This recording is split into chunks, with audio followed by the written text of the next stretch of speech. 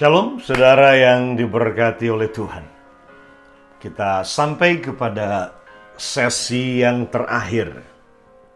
Ya, pelajaran yang terakhir dari The Secret of the Power and the Life of Jesus. Tentang rahasia, hidup, dan kuasa dalam kehidupan Yesus waktu dia di muka bumi ini.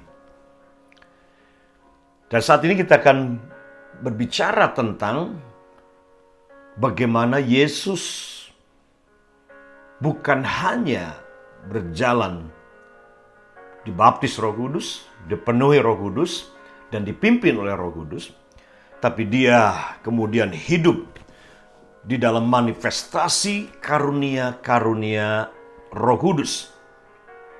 Nah, ini yang kita akan baca bersama-sama. Lihat pasal yang keempat lagi, Lukas pasal yang keempat, ayat yang ke-14. Ayat yang ke-14 sampai dengan ayatnya yang ke-19. Ini deskripsi atau gambaran tentang ini juklaknya, ya, atau job description-nya yang lebih spesifik. Yang Bapa di surga berikan kepada Yesus ketika Yesus memulai pelayanannya, memulai misi kerajaannya. Nah, lihat ayat yang ke-14. Dikatakan, dalam kuasa Roh, kembalilah Yesus ke Galilea. Dalam kuasa Roh. Dan tersiarlah kabar tentang dia di seluruh daerah itu.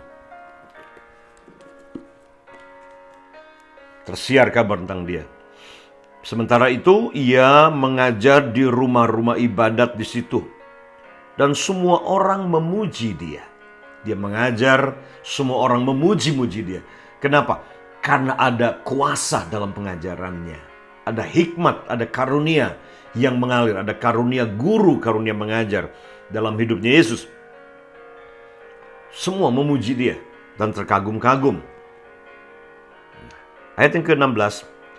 Kemudian ia datang ke Nazaret, tempat ia dibesarkan, di kampung halamannya sendiri. Dan menurut kebiasaannya, pada hari Sabat, ia masuk ke rumah ibadat, lalu berdiri hendak membaca dari Alkitab. Jadi pada hari Sabat, ada pembacaan kitab suci. Dan Yesus dia berdiri hendak membaca kitab suci. Dan kemudian kepadanya diberikan kitab Nabi Yesaya. Dan setelah dibukanya, ia menemukan nas di mana ada tertulis. Ingat, hidup Yesus dan pelayanan Yesus itu adalah semua penggenapan. Hidupnya Yesus menggenapi semua yang telah dinubuatkan oleh para nabi. Dari kelahirannya, kehidupannya, pelayanannya, misinya, kematiannya, kebangkitannya, kenaikannya ke surga, itu semuanya telah dinubuatkan tentang Yesus. Jadi Yesus hidup dan pelayanannya adalah menggenapi seluruh yang telah dinubuatkan tentang dia. Dan saya percaya bahwa ini salah satu tujuan Roh Kudus dicurahkan adalah ini. Untuk dia empower saudara dan saya, memperlengkapi saudara dan saya, untuk hidup dan menggenapi semua nubuatan yang Tuhan telah katakan mengenai hidup saudara. Nubuatan yang secara umum mengenai hidup saudara, bahwa dia ingin memberkatimu, dia ingin kau hidup menang, dia ingin kau hidup kudus, dia ingin kau melayani Tuhan, dia ingin tanda-tanda mujizat menyertaimu. Itu nubuatan yang umum yang Alkitab sudah katakan mengenai hidup saudara. Yang Tuhan ingin saudara menggenapi ayat-ayat itu dalam hidup saudara. Tetapi juga ada nubuatan-nubuatan yang spesifik mungkin. Ketika saudara berdoa atau ada pesan nubuatan disampaikan mengenai hidupmu, tujuanmu, masa depanmu, keluargamu, bisnismu, ada sebuah arahan-arahan nubuat yang diberikan.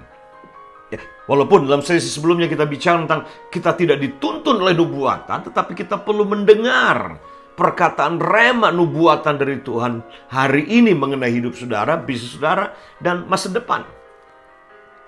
Kita perlu mendengarkan dan mengujinya menurut firman Tuhan yang telah dikatakan buat kita.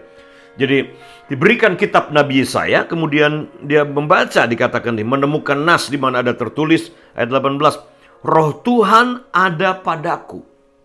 The Spirit of the Lord is upon me, di atasku.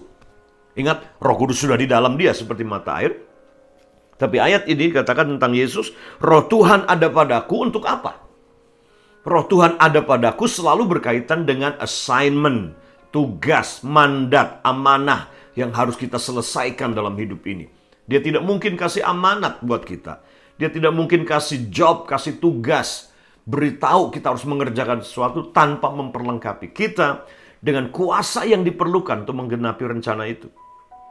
Disebabnya, Roh Tuhan ada padaku, ini the empowering of the Holy Spirit, Roh Kudus. Sebab ia telah mengurapi aku. Jadi ketika Roh Kudus turun ke atasmu, itu adalah Tuhan mengurapi saudara. Urapan selalu untuk sebuah tugas, assignment. Mengurapi aku. Untuk apa? Pertama, menyampaikan kabar baik kepada orang-orang miskin. Menyampaikan kabar baik. Injil artinya kabar baik kepada orang-orang miskin.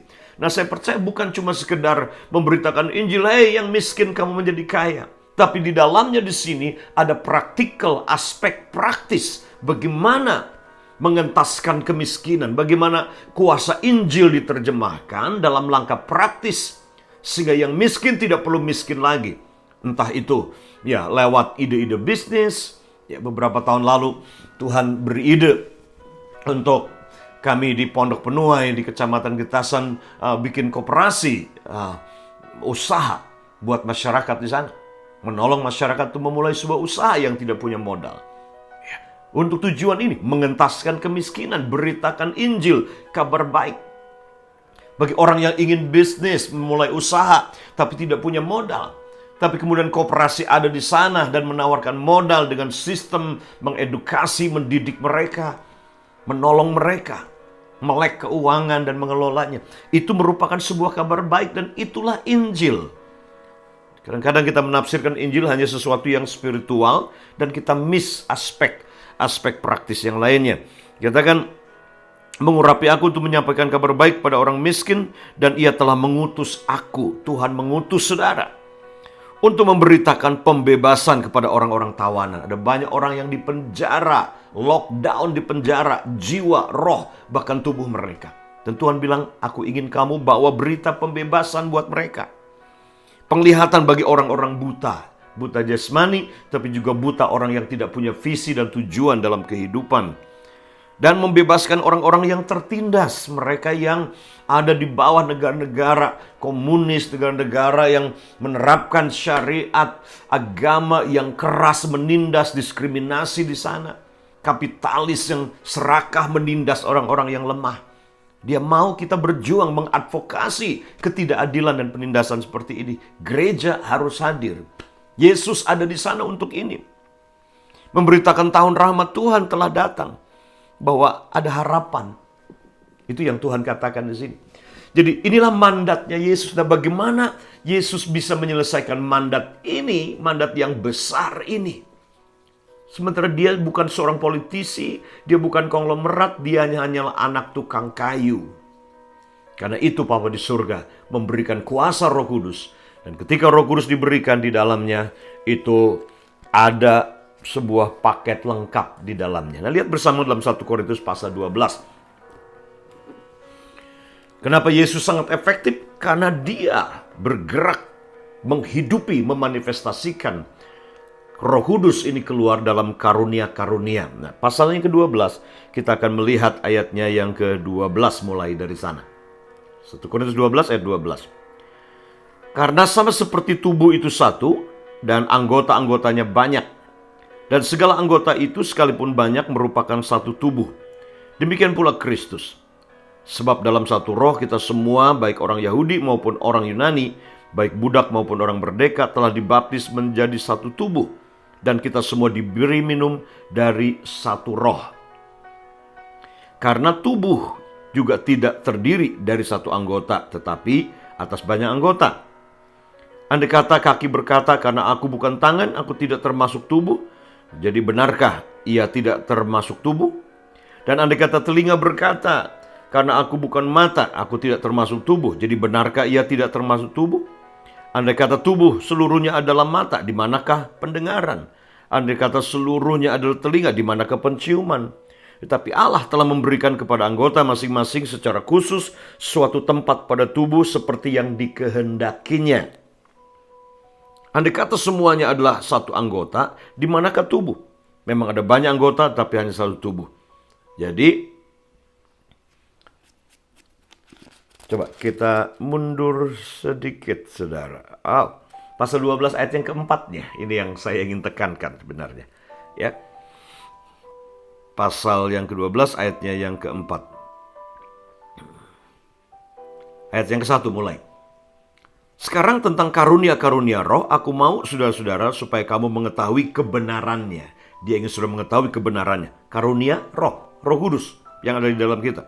Hadiah yang Roh Kudus sediakan buat kita.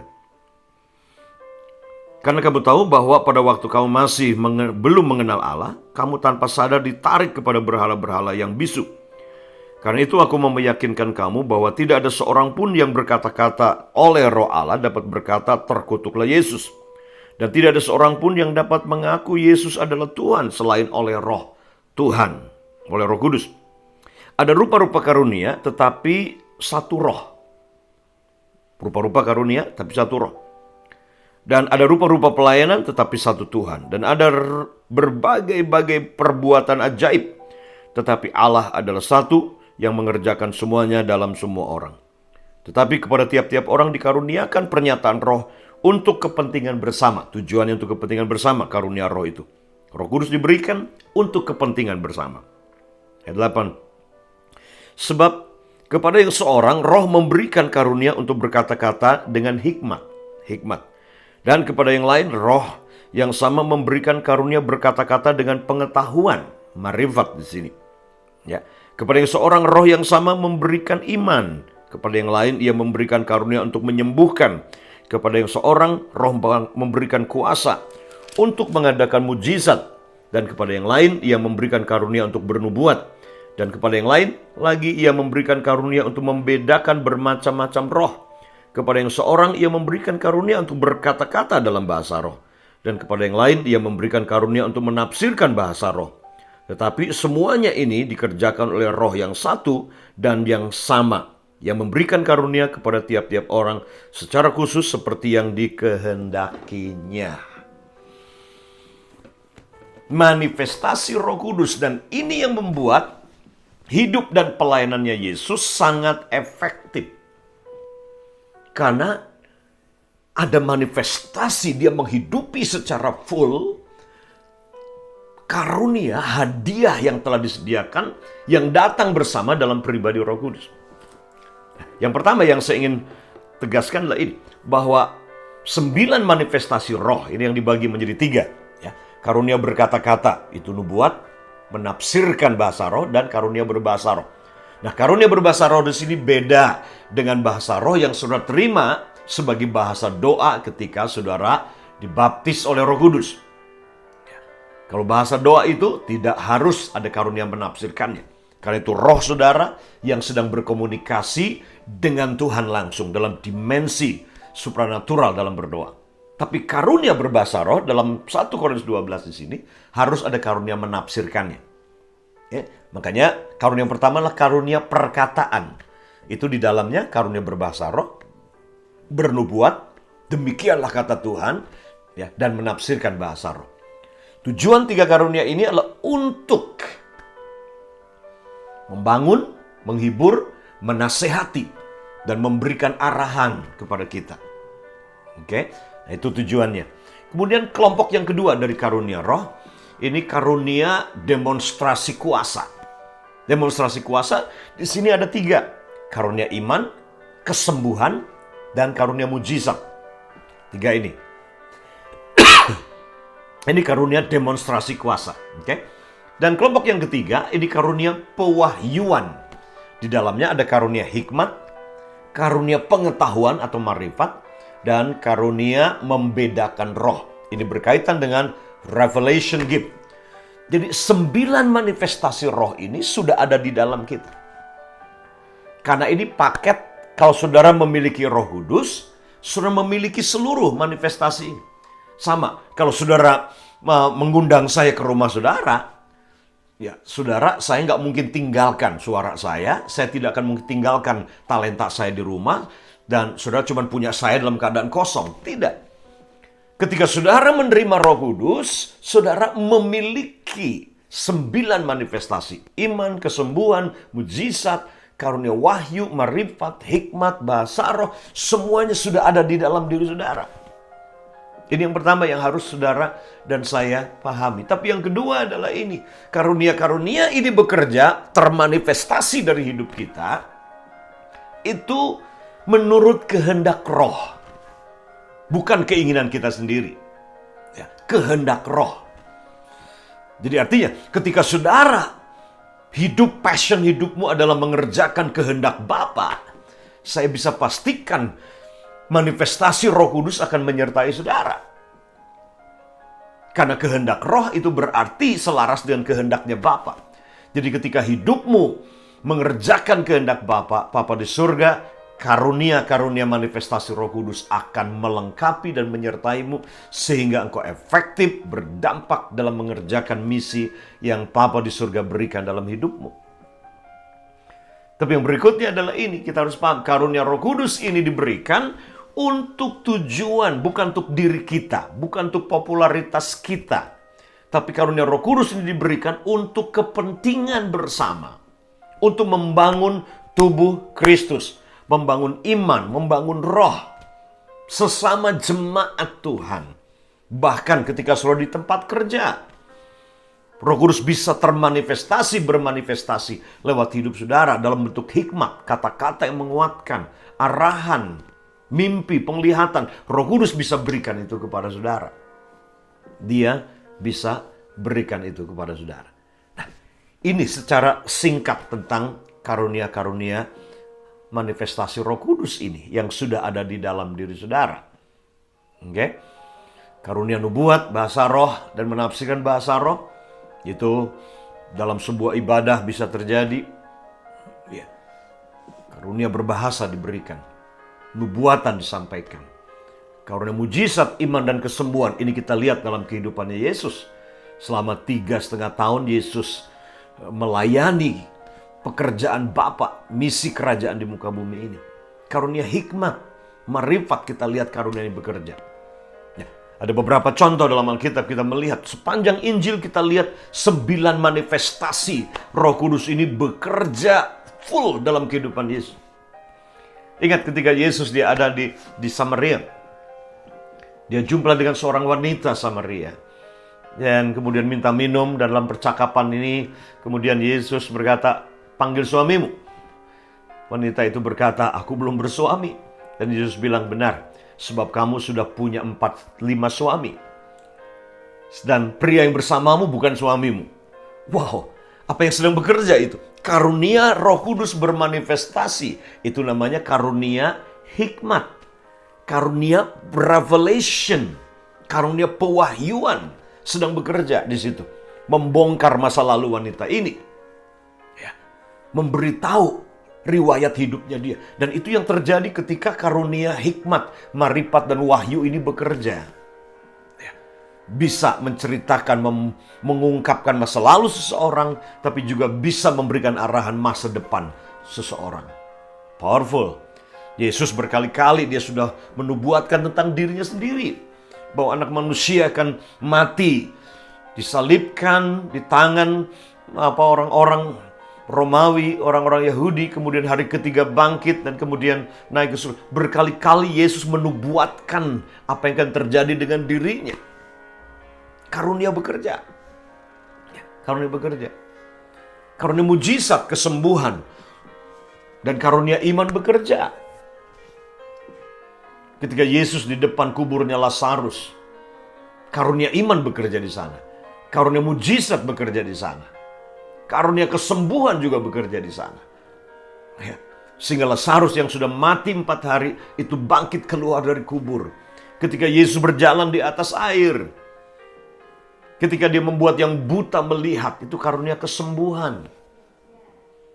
Ketika ada orang yang kerasukan setan dikubur di Gerasa, Yesus lepaskan orang itu. Apa yang terjadi? Dia sedang bergerak dalam karunia manifestasi Roh Kudus ini. Dia ubah air menjadi anggur. Ini karunia iman mujizat yang sedang bekerja. Wow. Dahsyatnya adalah ini. Semua manifestasi ini sudah ada di dalam diri saudara. Bersama dengan pribadi Roh Kudus ada di dalam hidupmu sekarang ini. Ada di dalam hidupmu. Ya. Jadi yang diperlukan apa, saudara? Untuk saudara mengalirkan tadi. Karena di dalammu ini ada sungai. Yang percaya dibutuhkan adalah ini. Percaya dulu. Percaya. Karena Yohanes 7 berkata, barang siapa yang percaya, dari dalam hati akan mengalir aliran air hidup ini. Kalau saudara percaya, engkau memiliki manifestasi ini, percaya engkau bisa bergerak dalam mujizat, kesembuhan, dan karunia ini, pertama percaya dulu bahwa engkau telah memilikinya. Maka dari dalam hatimu mengalir aliran sungai kehidupan itu. Maka sungai mujizat, sungai kesembuhan, sungai hikmat, sungai bahasa roh akan mengalir itu dari dalam diri saudara. Tapi dimulai dengan percaya dulu. Percaya dulu. Ya. Dan yang kemudian yang kedua adalah kembangkan pola hidup menyembah. Berdoa, menyembah. Untuk supaya terus mengaktifkan karunia yang sudah ada dalam diri saudara. Mengaktifkan Roh Kudus yang sudah ada dalam diri saudara itu. Berdoa, menyembah. Dikatakan Roh Kudus belum diberikan karena Yesus belum dimuliakan. Jadi terus miliki motivasi hati supaya Yesus dimuliakan lewat hidupmu, lewat bisnismu, lewat pelayananmu. Motivasimu adalah satu, Yesus ditinggikan, Yesus dimuliakan. Bukan diri saudara yang dimuliakan. Jadi selalu ingat bahwa karunia Roh Kudus ini, manifestasi ini bukanlah toys, bukan mainan, tetapi tool, alat. Alat untuk saudara menggenapi kehendak Bapa. Nah, yang ketiga adalah ini, miliki hati, passion untuk saudara terus berjalan dalam kehendak Bapa. Ini yang ketiga. Miliki passion, gairah untuk mengerjakan kehendak Bapa. Apa kehendak Bapa? Orang sakit disembuhkan, orang terikat dilepaskan, orang yang miskin diperkaya. Orang-orang yang terikat dipulihkan, keluarga dipulihkan, bisnis dipulihkan, orang yang berdosa diselamatkan. Inilah kehendak Bapa ini. Ini kehendak Bapa. Kejar ini, miliki hati. Karena karunia Roh Kudus termanifestasi menurut kehendak Roh, bukan kehendak daging kita, kehendak manusia kita.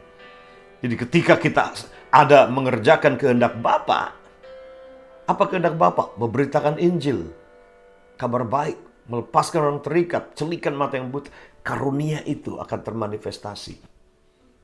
Tapi tujuannya adalah ini, untuk Yesus dimuliakan. Tapi yang keempat adalah ini, belajar untuk mendengarkan. Belajar untuk mendengarkan dan taat. Dengarkan dan taat. Ketika sudah dapat dorongan untuk berdoa buat orang sakit, berdoa buat orang sakit. Pergi. Ketika sudah didorong untuk menyampaikan ayat, menyampaikan pesan, sampaikan kepada orang Kristen ataupun bukan Kristen. Sampaikan dengan cara yang dia bisa mengerti. Karena firman Tuhan berlaku untuk semua orang. Ketika sudah sampaikan firman, orang itu apapun agamanya, dia percaya, dia taat dan menerima, dia akan terima mujizat yang sama. Firman Tuhan. Dengarkan Tuhan dan taati Tuhan.